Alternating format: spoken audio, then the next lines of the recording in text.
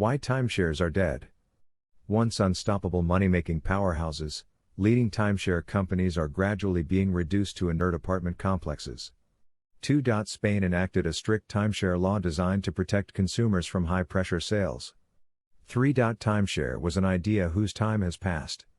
Amphi Del Mar. Amphi Beach Club started selling in 1992, followed by Puerto Amphi in 1994, Monte Amphi in 1997, and Gran Amphi in 1998. Amphi Del Mar, comprising of all 4 clubs, proceeded to break every single site sales record in the timeshare industry over the next 2 decades. Norwegian billionaire founder Bjorn Ling founded Amphi as his last project, having already made his fortune in industry. Amphi was arguably the highest quality timeshare development in the world. Sand was imported from the Caribbean to create a powder white beach. A 200-meter heart-shaped island was created in the bay adorned with manicured lawns and exotic plants, an exclusive marina, and gardens flashing with streams and waterfalls greeted the fortunate guests. With a 200-strong sales team and similar number of OPC's touts spread around Gran Canaria, Amphi was a conveyor belt of money. Lots of people got very rich. On January 5, 1999 the law changed, but Amphi, under the leadership of Calvin Lukac and sales/marketing director Neil Cunliffe, did not. Spain enacted a strict timeshare law designed to protect consumers from high-pressure sales. Amphi, along with most other resorts, chose to ignore the new rules. Presumably, the fear that revenue might suffer outweighed the fear of legal consequences, and for a while no repercussions manifested. In reality, though, Calvin, Neil et al. May not have realized, but the sun had already begun to set on Amphi's Wild West days. The fun might not be over just yet, but they were on borrowed time.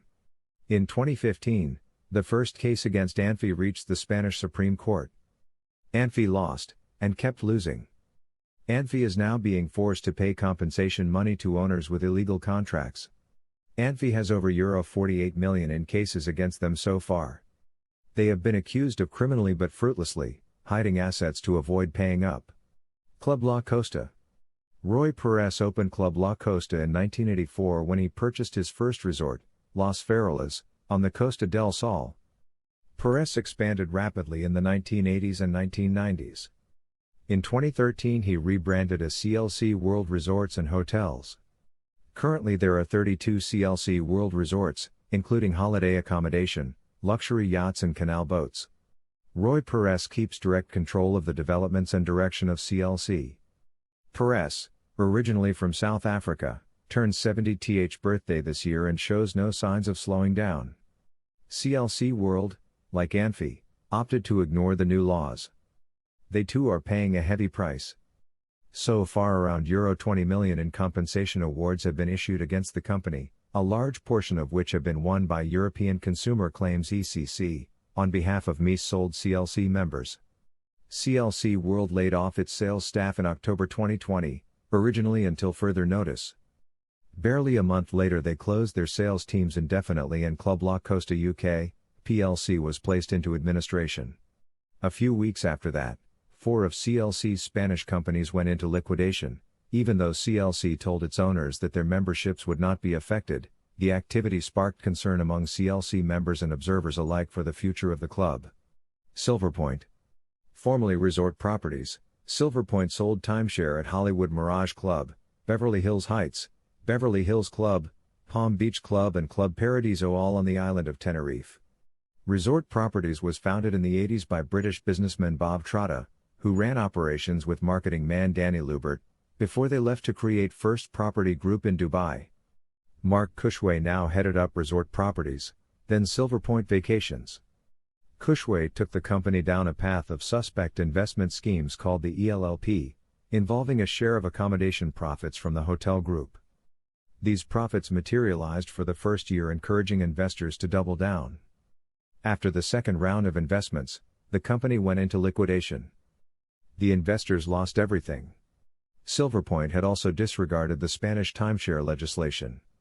There were hundreds of judgments against them, but their enforced liquidation meant that many court case clients, despite having won in court, never received their compensation payments. Silverpoint was heading for financial disaster from the moment the court started awarding judgments against them. Perhaps the ELLP scheme was a last cash grab, when they knew the company was going under anyway. Diamond Resorts Europe. Diamond Resorts were known for a quality product and some spectacular resorts in the USA. Their 1989 expansion into Europe provided equally desirable accommodation and sales burgeoned accordingly. With nearly 50 resorts in Europe, Diamond were one of the industry's heavyweights, at one time being ranked the 8th largest timeshare company in the world. This size, power and reputation of Diamond Resorts afforded their buyers in Europe some of the strongest security and credibility associated with holiday ownership. In November 2017, however, all sales and concierge staff were summoned to meetings at various locations around Europe, all at the same. Only 7 weeks before Christmas, staff at Diamond's European locations were told to clear out their desks and prepare for the closure of the offices. Falling sales were part of the problem, but a flawed fractional product ominously boded future problems with returning clients. Mounting compensation claims for illegal contracts in the Spanish resorts sealed the fate of Diamond's foray into Europe. Diamond Europe still retains minimal in-house sales personnel at their resorts under franchise agreements, but nothing like the numbers in halcyon days of the 1980s and 1990s. An idea whose time has passed. Timeshare was fresh and exciting, a young upstart that tore up established travel concepts, disrupting the standard travel model. Unfortunately, the upstart got lazy. The model stagnated and the rest of the travel world not only caught up, but they also overtook timeshare, which itself is now the outdated system. New member sales have dried up. Existing timeshare members are desperate to escape the commitment. The business as it stands really doesn't have a future.